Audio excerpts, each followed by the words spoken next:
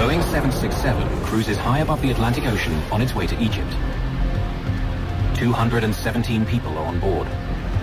Just half an hour after takeoff, disaster strikes.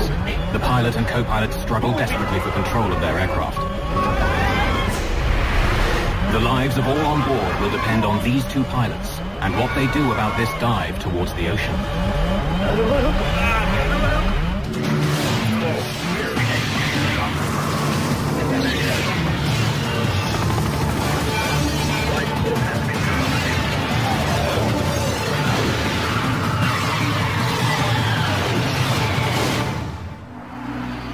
The John F. Kennedy International Airport outside New York City is one of the busiest airports in the world. In 1999, nearly 32 million passengers fly in and out. More than 340,000 flights take off and land. Egypt Air Flight 990 is destined to be one of the most controversial ever to leave this airport. The fate of this flight challenges the strength of an international friendship between two allies and uncovers a hidden mechanical flaw in one of the world's most popular airliners. The FBI will become involved. We reviewed surveillance tapes to indicate whether or not anything unusual was loaded on that plane. Investigators in two countries developed two different theories. Was this a tragic accident or a terrible crime?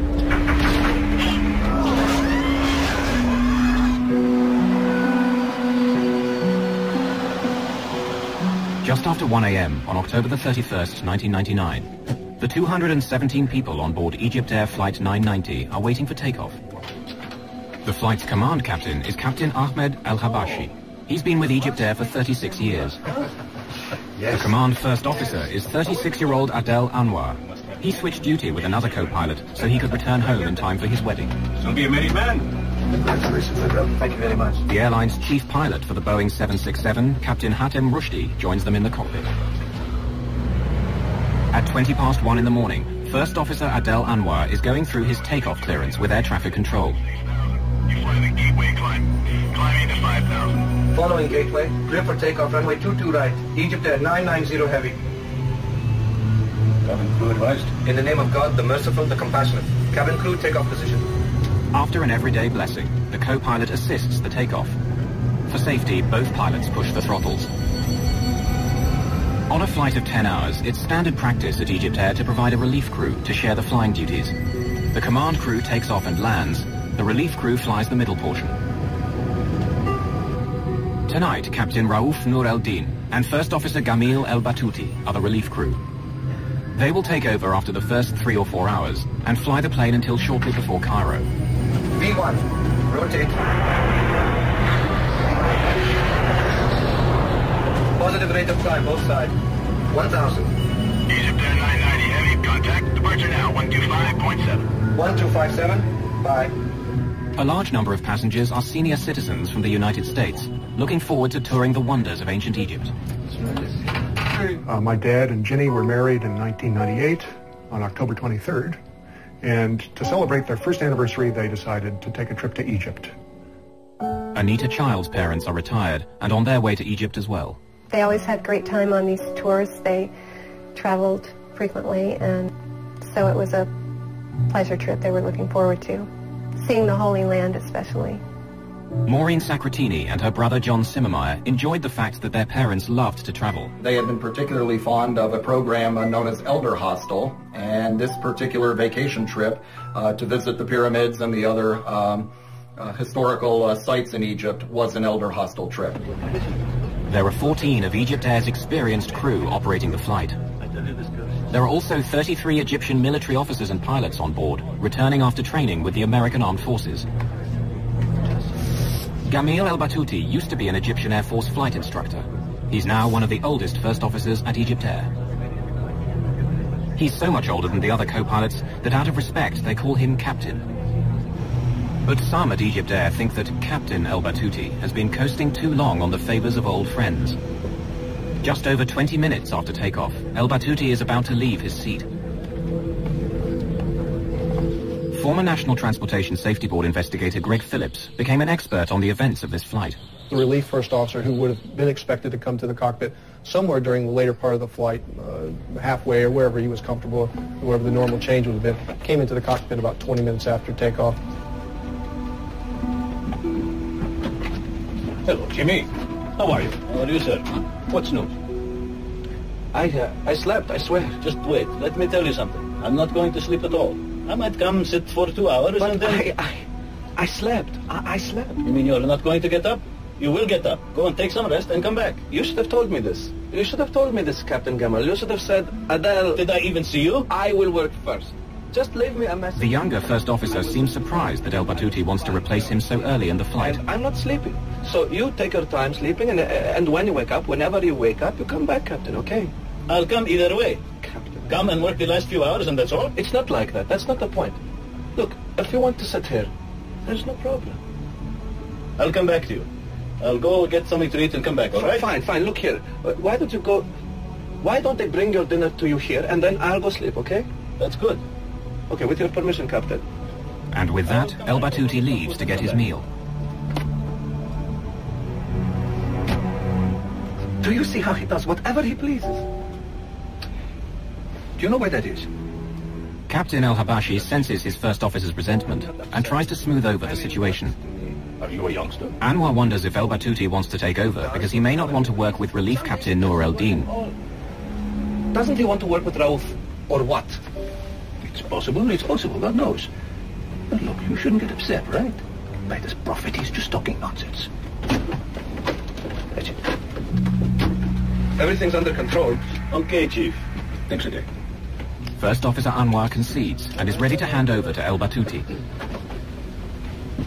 Normally, this is the most relaxed, easy part of a long flight for pilots and passengers alike. The highly automated aircraft systems will take care of the flying for several hours. It's very unusual for an airplane flying over the Atlantic at nighttime to encounter any kind of difficulties. We normally expect accidents to happen at approach or landing or near airports, and very seldom do we get anything out over the ocean in the middle of the night.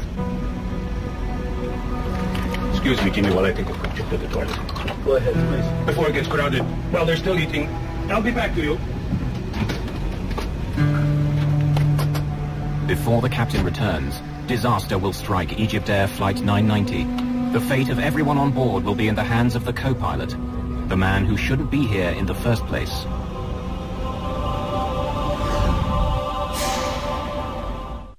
On a Boeing 767 bound for Cairo, Egypt Air's Flight 990 appears to be cruising smoothly over the Atlantic.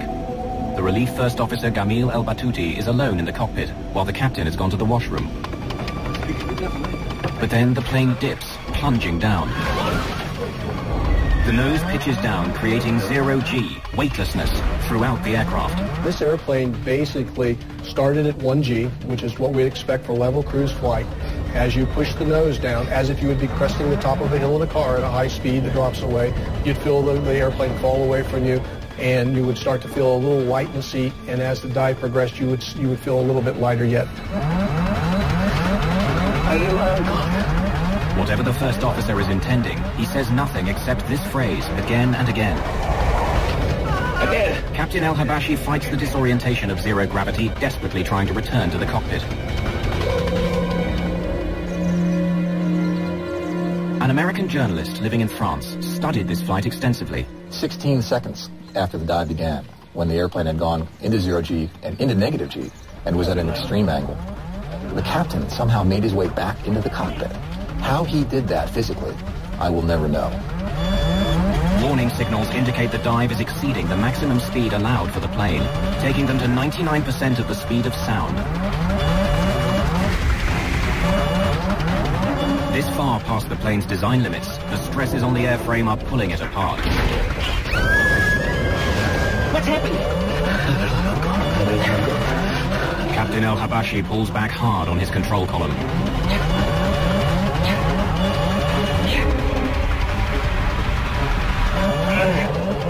Then he tries to use the engines to power their way out of the dive by pushing forward on the throttles, but he gets nothing. Who shut up the engine?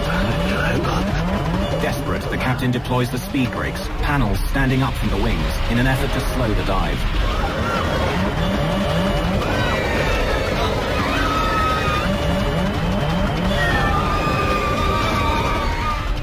The dive is slowing, back from the brink of the sound barrier. The dive goes on, but the nose is coming up. In just seconds, they go from 0G to double the force of gravity. Captain El-Habashi struggles to level the plane and pulls back hard on the control column. The 767's dive begins to slow. What would we do? Shut off the engine roar! In seconds, the engines stop and the power goes off, plunging the aircraft into darkness. Here, the cockpit voice recorder and the flight data recorder stop. No one knows what happened in the plane during the next 2 minutes, but radar tracks its path. The plane is climbing again. Up from about 5,000 meters to over 7,500 meters as the aircraft structure is weakened by the stresses of abnormal speeds and maneuvers. Then the aircraft falls into another terrifying dive. Stressed beyond endurance, the left engine is ripped from the plane.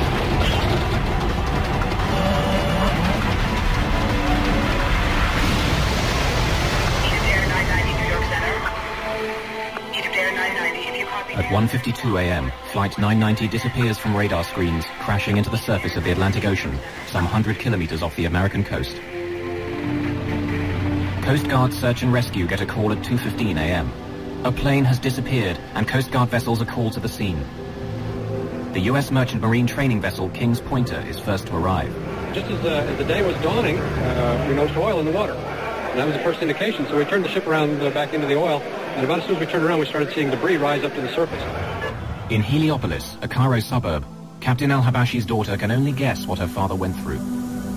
Can you imagine if you have a beloved one, a father, a daughter, or a brother, facing all the horrors of finding himself falling from 36,000 feet suddenly, trying to save his life, his colleagues' lives, the people, the passengers.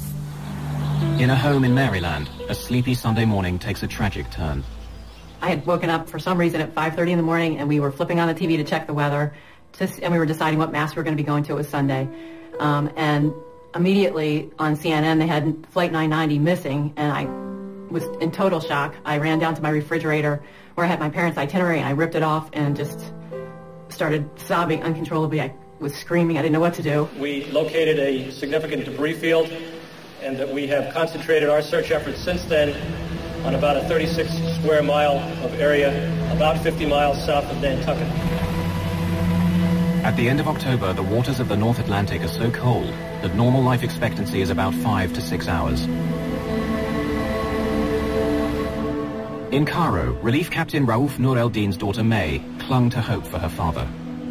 I was talking to myself, trying to convince myself that my father was not on this plane, and if he's on this plane, he will be safe, because my father was an Air Force pilot. He had a very good experience, and I thought maybe if the plane crashed, he would be able to, you know, to be in a safe place and to swim and to go to any land.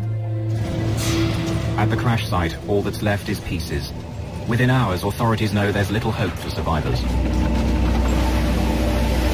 We believe at this point that it is in everyone's best interest to no longer expect that we will find survivors in this case.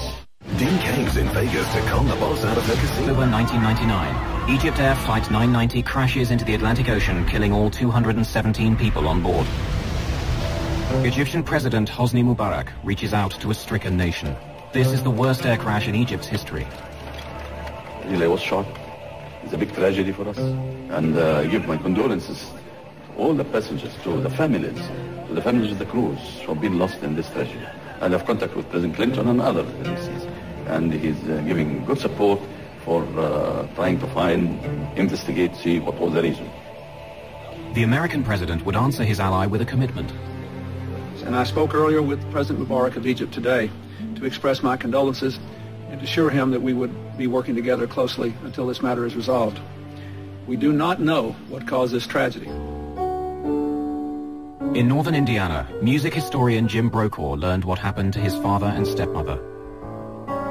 One of the many things that I felt on that first horrible morning was the sense that people all over the world were confronting the same horrible circumstances that I was, and had the same sense of helplessness and disorientation that I did. Shocked and grieving, relatives arrive at Newport, Rhode Island. They will seek answers and share comfort.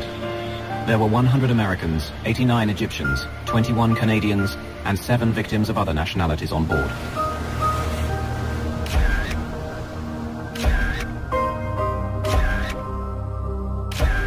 They're all asking, what caused this tragedy? Teams of investigators will pursue that question for years to come. We are beginning what may be a long investigation, and we are prepared to do what it takes to find the answers to the questions we are seeking. In Washington, Greg Phillips from the National Transportation Safety Board leads the investigation into this crash. From the very beginning, we realized it was a very difficult case. The airplane was in cruise, nighttime, out over the ocean, and when it went into the ocean, there was just a little bit of floating debris, but we had to recover the airplane from the bottom of the ocean to begin the investigation. The job of finding the black boxes would be difficult. The water is about 70 meters deep, and the tremendous force of the crash has smashed the locator beacons off the boxes. In this case, both the underwater locators, which are called pingers, which help us locate the boxes underwater, were detached. So we had an extra difficult job in trying to find the actual boxes where the recording material was contained.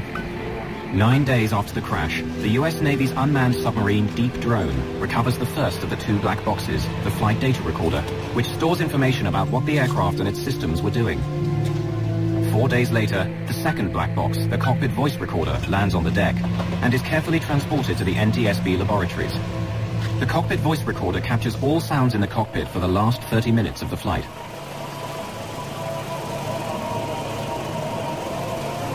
The black boxes are protected to withstand impacts of 3,400 times the force of gravity.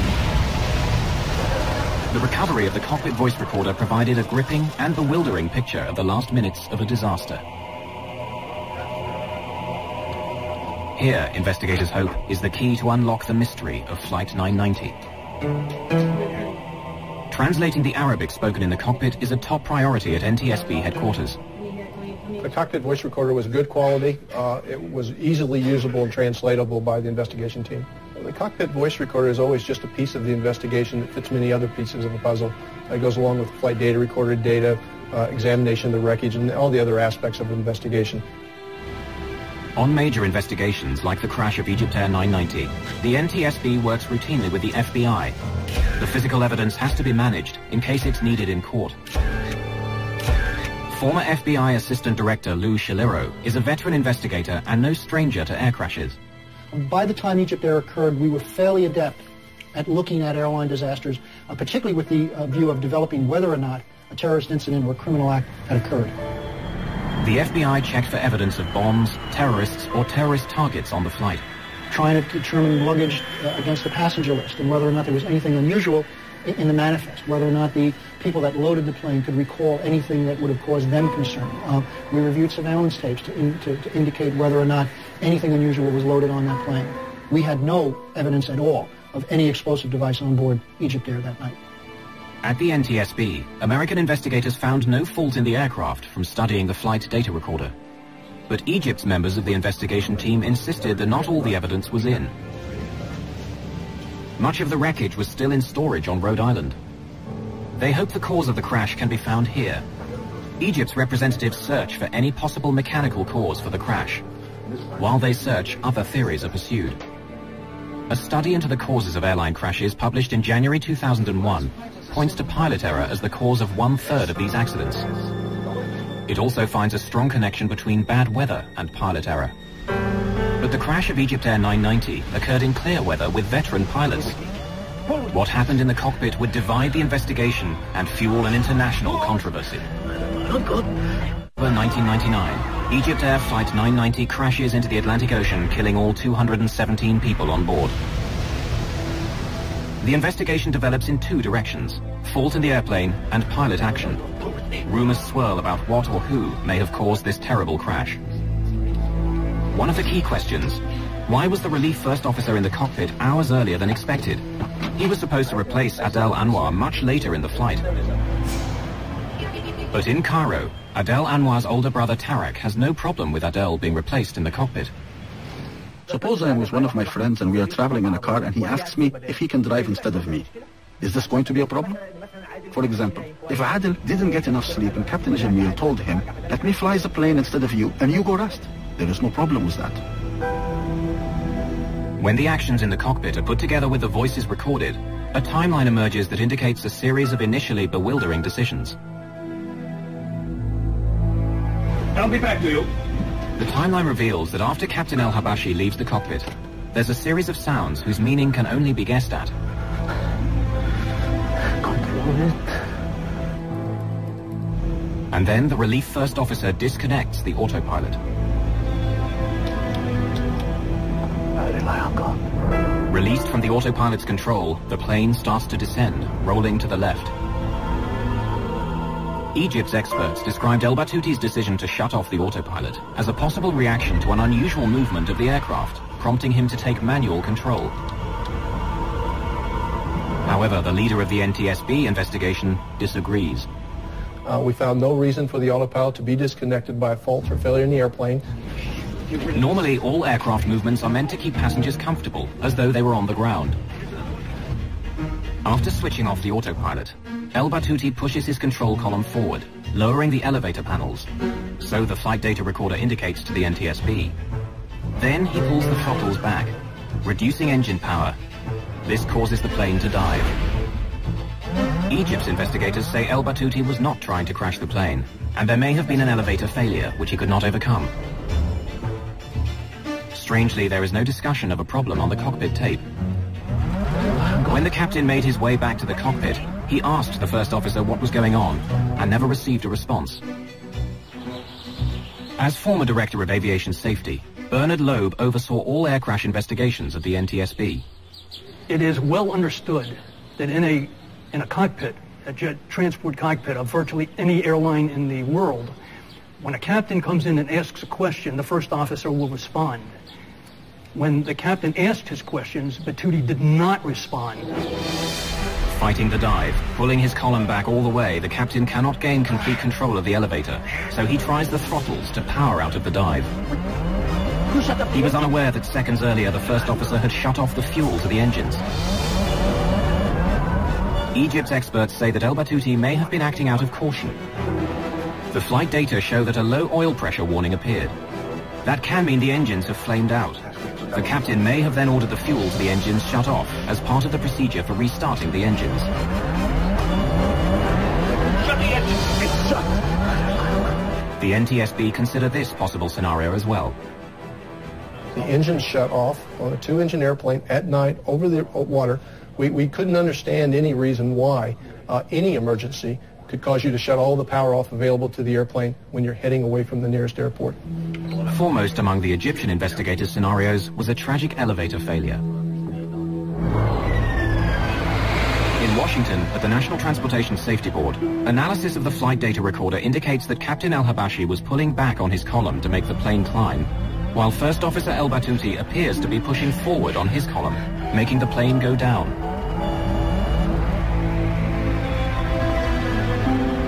Elevators work simply. Pull back on the column and the elevators go up, lifting the plane. Push forward and the elevator panels move down to make the plane descend.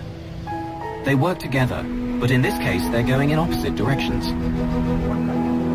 Egypt's experts argued that this crash could have been caused by a failure in the elevator assembly, producing an elevator hardover, a jam in the elevator controls which lock them in the down position, plunging the aircraft into an uncontrollable dive.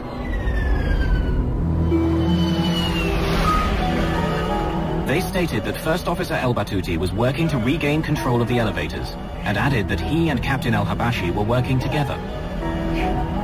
If there had been an elevator failure, it could explain the first officer's unusual performance in the cockpit. Supporting evidence is found when analyzing fragments of the wreckage in the hangar at Rhode Island. Here, investigators made a remarkable discovery: 3 unusually sheared rivets. These tiny parts play an important role in the Boeing 767 elevator assembly. Egypt's consulting experts determined that the scratches in the metal surfaces of these rivets showed that they were sheared off in 2 different directions. One direction could be attributed to the crash. The second could indicate that the break occurred before the crash, and so may have indicated a jam in the elevators. Egypt's experts drew this to the attention of the Federal Aviation Administration, America's civil aviation regulator. Alarmed by the potential risks, the FAA ordered all bell crank rivets to be inspected on every Boeing 767 in operation around the world. The inspections uncovered 136 sheared rivets, and 34 aircraft were grounded until the fault was fixed. The FAA said the problem could result in loss of controllability of the airplane. Egypt's investigators had uncovered a credible-sounding scenario, that the sheared rivets in the elevator assembly of the Boeing 767 indicated a jam that could have caused an elevator hardover that the pilots could not overcome. NTSB investigator Greg Phillips disagreed. Those are by design for the Boeing 767. The controls can be split. They're designed that way in case one of the surfaces, the control surfaces, fails, so that whoever is still in control of the airplane or can control the airplane with the failed elevator.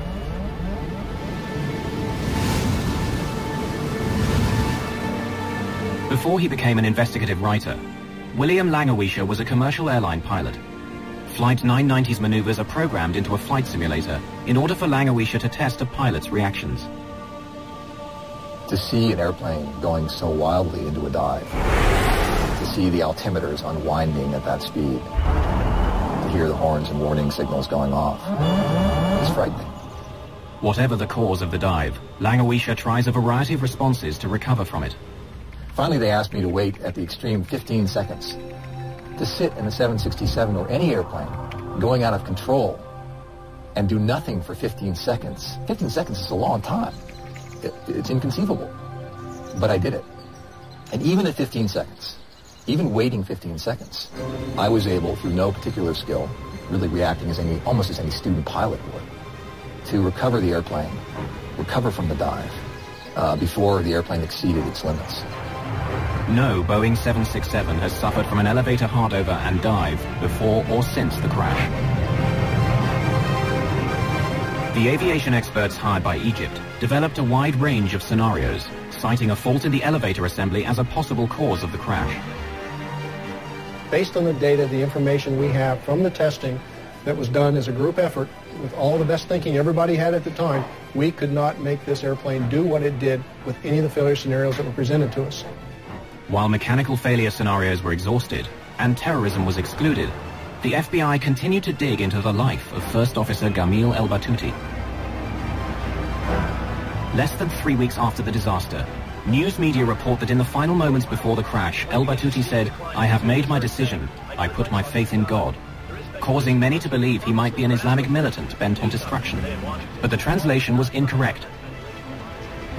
From our initial review of Batouti's background, he was a fairly religious person, but I don't think we had anything to determine that his religious beliefs were radical or beyond what would have been a normal religious person.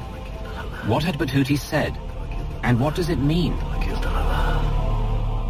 Egyptian professor Amin Bonar teaches Arabic at Georgetown University in Washington.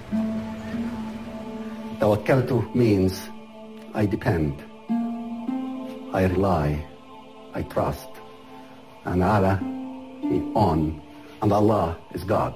Or tawakkaltu Allah, on God I rely, I depend in whatever I'm going to be embarking on.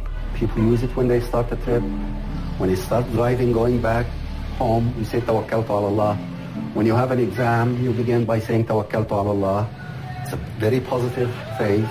So it's not the kind of phrase that anyone would be using before they commit a crime or before they commit suicide. To say this common phrase once was normal, but El-Batouti repeated it 11 times. What's happening? I expect that Captain Batouti would say, there is a fire in the engines, something stopped, I can see something's hitting the plane, anything like that. But he go on endlessly saying, Tawakkaltu ala Allah. This is not logic. For the El-Batouti family, their grief would be compounded by the need to defend their father's honor. When he died, the one thing we had to reassure us was that he had died honorably. And now they're trying to take that away from us.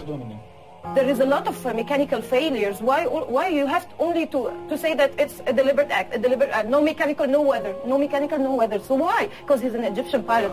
Chairman Jim Hall allowed that it could have been a criminal act rather than an accident. The investigation could end up in the hands of the FBI alone. It is only prudent for the National Transportation Safety Board to consult with these experts and officials to fully evaluate this information prior to any final decision on whether the responsibility for this investigation should transfer to the Federal Bureau of Investigation. Egypt's President Hosni Mubarak, formerly commander of the Egyptian Air Force, had known Gamil el-Batouti, according to his nephew Walid. Mubarak asked President Bill Clinton to intercede to keep the crash from becoming an FBI matter. Since the crash, Walid el-Batouti, nephew of Gamil, has become the el-Batouti family spokesman.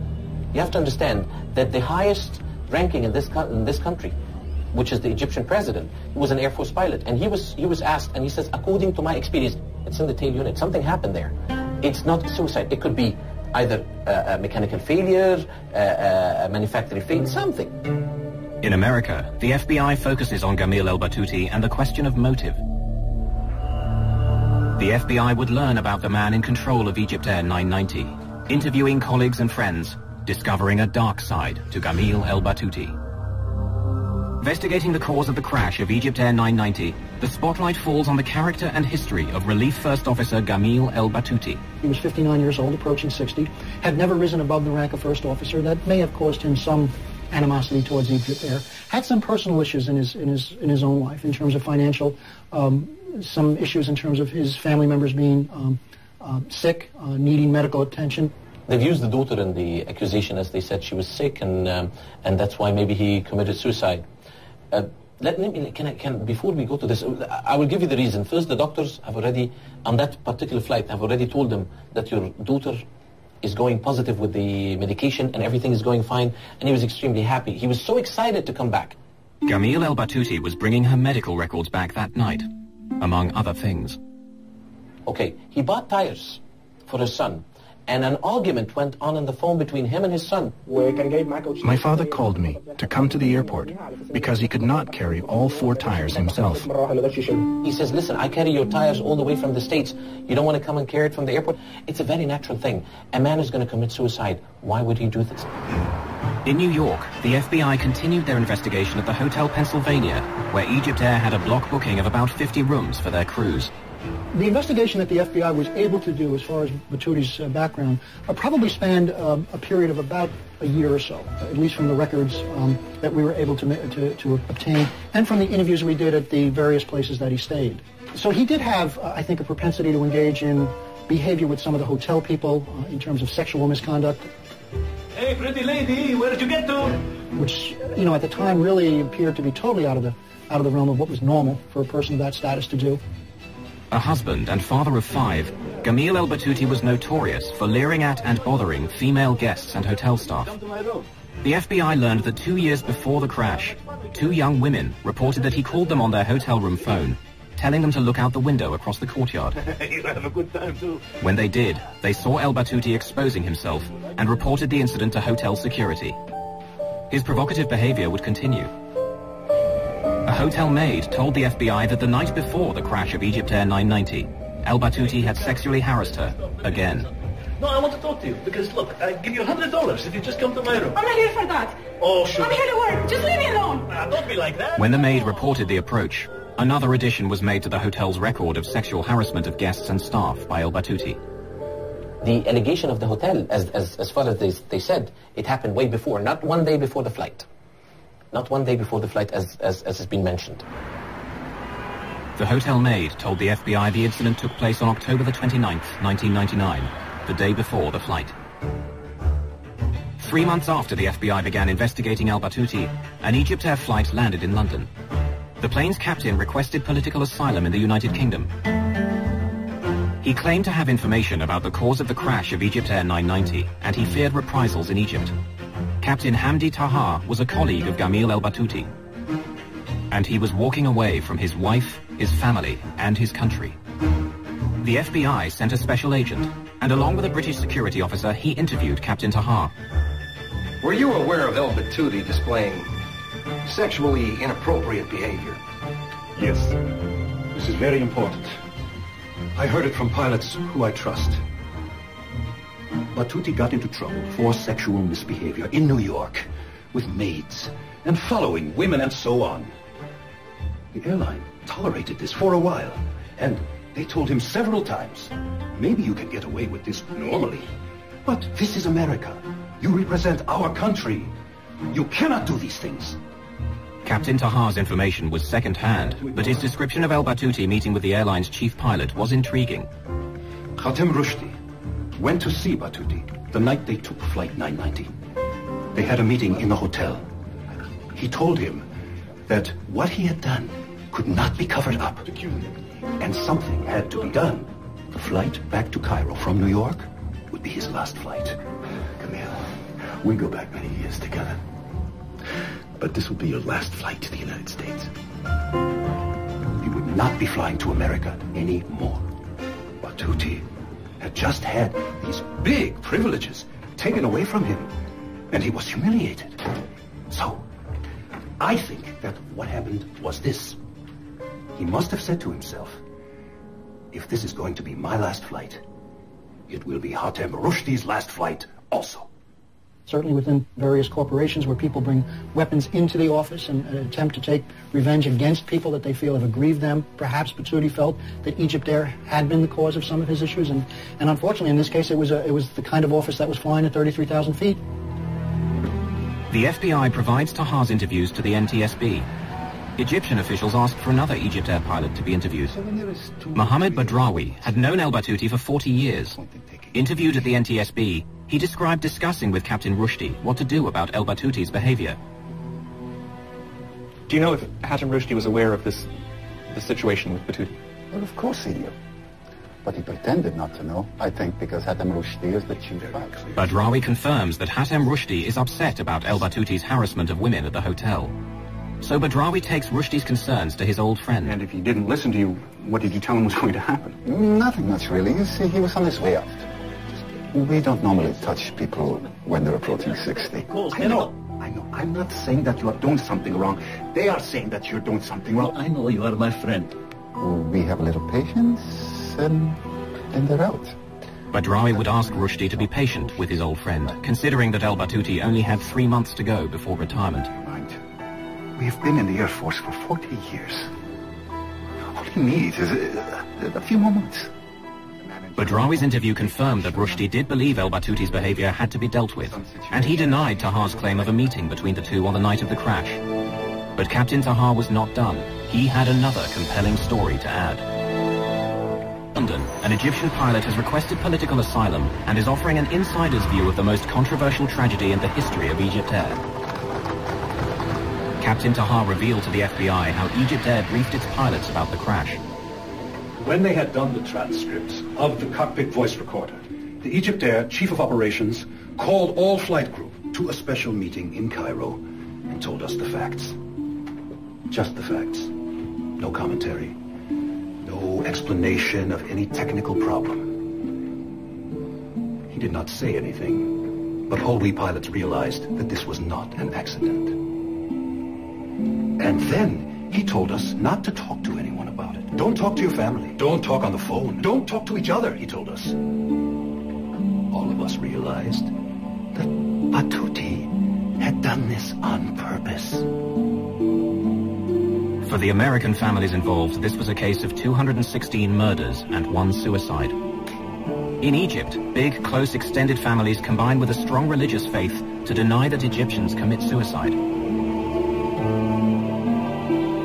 The story has many sides. It has to do with religion. It has to do with beliefs. It has to do with the culture. I think until today, still in the Egyptian culture, people don't believe that Muslims or that Egyptians or that people coming from that culture commit suicide. Cultural differences were not the only impediments to this investigation. One of the difficulties that we did have was that when we went over to Egypt and attempted to really get into his background, it became a very sensitive issue for the Egyptian government. FBI efforts to learn about El Battuti's personal life and family relations would be stymied. It became almost to the point where we were never really able to develop all the things that we needed to get at.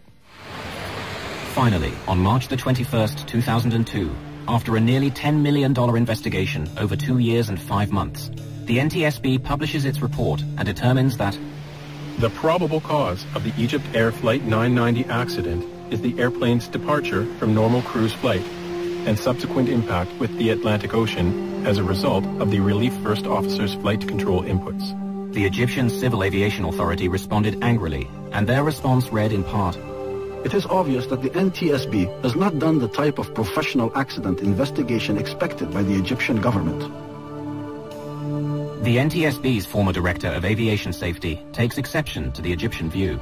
What was unprofessional was the insistence by the Egyptians, in the face of irrefutable evidence to anyone who knows anything about investigating airplane accidents and who knows anything about aerodynamics in airplanes, was the fact that this airplane was intentionally flown into the ocean. No scenario that the Egyptians came up with, or that we came up with, in which there were some sort of mechanical failure in the elevator control system would either match the flight profile or was a situation in which the airplane was not recoverable. Like many of his countrymen, the loyal nephew cannot believe his uncle Gamil was a mass murderer. This is a simple plane crash. It was put and made like this for no reason. It shows that it's a cover-up. Greg Phillips takes pride in having thoroughly investigated every lead and every scenario. When we sign on to be accident investigators, we do it with the idea that we're going to keep the next one from happening, not to cover up one that did because of whatever reason may be given to us. I've never known that to happen. I've never even known it to come close to happening. There continue to be differing perspectives on the crash of Egypt Air Flight 990, and unanswered questions remain for broken and damaged families. For many of them, answers to how and why this plane crashed will forever be a painful mystery.